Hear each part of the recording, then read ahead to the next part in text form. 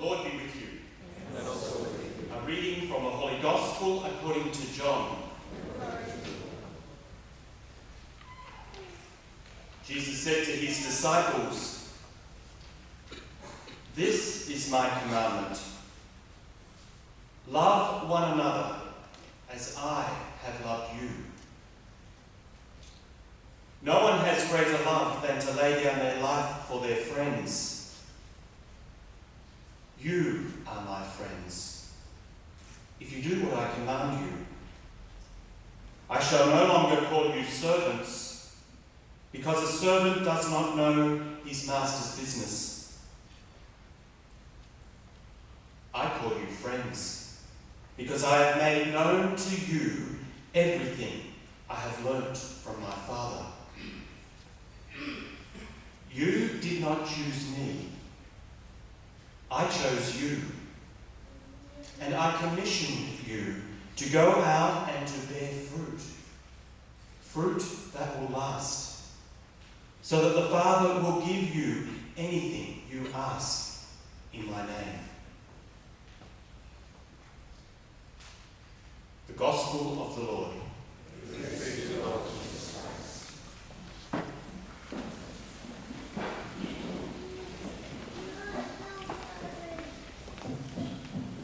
Often I tell couples that at this part of our ceremony I get a chance to talk for about 45 minutes. So you can sit back and relax and enjoy the time. When Louise and Nigel came to visit me in Australia for some marriage preparation, they came to our place at Douglas Park, just south of Sydney. And I asked them this question. I don't know whether you remember it, Nigel or Louise, but I asked them this question. What is the greatest thing you two could do for your future children? A good question. What is the greatest thing you two could do for your future children? These two got top of the class, they gave the right answer straight away, but often couples don't. They usually say educate our children, love our children, teach them the faith. All wrong answers. The greatest thing that any couple can do for their children is love each other. We grow up in an apprenticeship of love. Anyway, just after they left our place, a few nights later, was that great film I was watching TV, Jerry Maguire.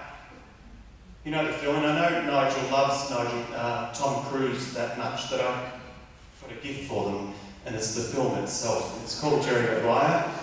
Tom Cruise, Renee Zellweger starring in it. But I don't know whether you remember the film or not.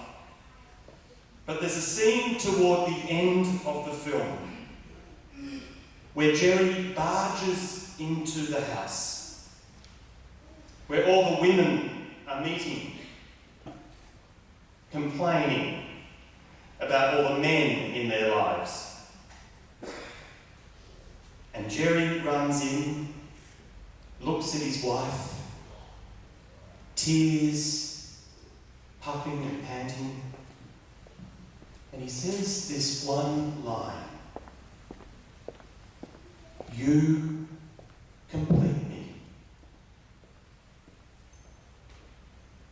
You complete me." As I watched that film, I thought to myself, how wrong? How wrong? How much pressure has been placed onto young people today, expecting someone else to complete them? It's just not a reality. No one person on this earth can complete you. Or, as I recently heard from a crying woman, she said, "He was supposed to be my best friend. He was the one who could never ever hurt me. But he has. I thought he was my soulmate, my everything. But now I'm worried I've made a mistake. And what I find really interesting is that who is it that's been completed? Who is it that's been completed? And the my everything, it's all about me. Complete me. The whole focus is on the self. As though it's entirely about me, that you're going to complete me. What I want, what I need, what will fill me. And the deeper expectations placed onto the other, there's this big hole inside of me. And guess what? You're going to fill it. You are the one who is going to make me whole, healed, and happy. Guys, the idea that one person who will fulfill our needs, complete me, is as childish as probably this film is. About going off into the sunset, like we saw as kids on those cartoon films. It's all very romantic. The stuff love songs are made out of. That you can be alone one day and then suddenly, out of the blue, you meet your other half. The person who completes you. This person is the one who always knows everything about you. And I bet if I ask any married couple here today whether that's really true, that your other partner is the one who's completed you completely, I don't know how it'd go. Might be worth just checking out at the reception tonight. But that's why each of us are here. That it's not a reality. We're here to support Nigel and Louise in their coming together. That is what today's gospel is talking about. The one Louise and Nigel spent a long time praying over in the silences of Douglas Park. And that one line, no one can have greater love than to lay down their life for their friend. As I go on in life, I am discovering within my own journey that true love is really self-emptying love for the other. To get this self out of the way. To allow the other to be truly the other. Love is a total self-gift. It's not about me, and in a way it's not about you, but it's about your oneness. Nigel and Louise is coming together. It's about your oneness, your union, your being united. And in that sense, you are becoming complete. Funny, isn't it? How when we really let go of the self, get the self out of the way, total self-emptying for the other, we become complete. I've used a bit of terminology here, but let's try to make it really simple. I'd like to share a story that I heard recently about a couple named James and Della, who only recently married. And you know, like Louise and Nigel here, they were madly in love with each other. However, unlike most of us here, they were as poor as church mice. Not a cent to their name. In and out of work, struggling to make ends meet. And their first Christmas comes without any money, but each other as a Christmas. And they work and try to work out how are they going to give each other a gift. As the story goes on, each of these lovers have a prized possession. James owns a gold watch. given to him by his grandfather. Dalla has stunning auburn hair right down to the back. James, unbeknown to Dalla, sells his gold watch, sells it to buy a beautiful silver comb and silver brush for her beautiful auburn hair. On the morning of Christmas Eve, Dalla, unbeknown to James, cuts all her hair off and sells her beautiful auburn hair in order to buy him a gold watch chain.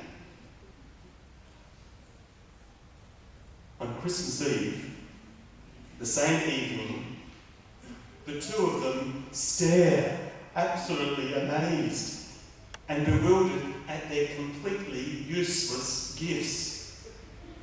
He has no watch and she has no hair. It's been a pointless sacrifice. Pointless, that is, except for love itself.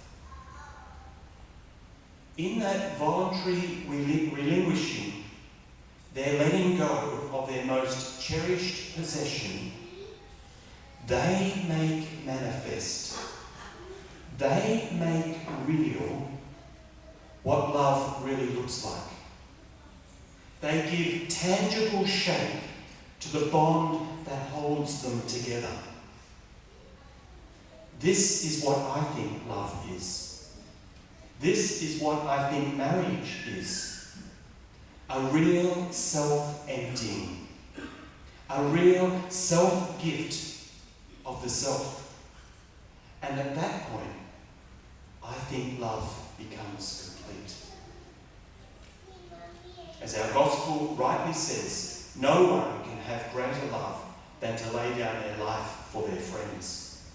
In other words, Louise and Nigel, your marriage today is about a true self-surrender, letting go of all that blocks intimacy.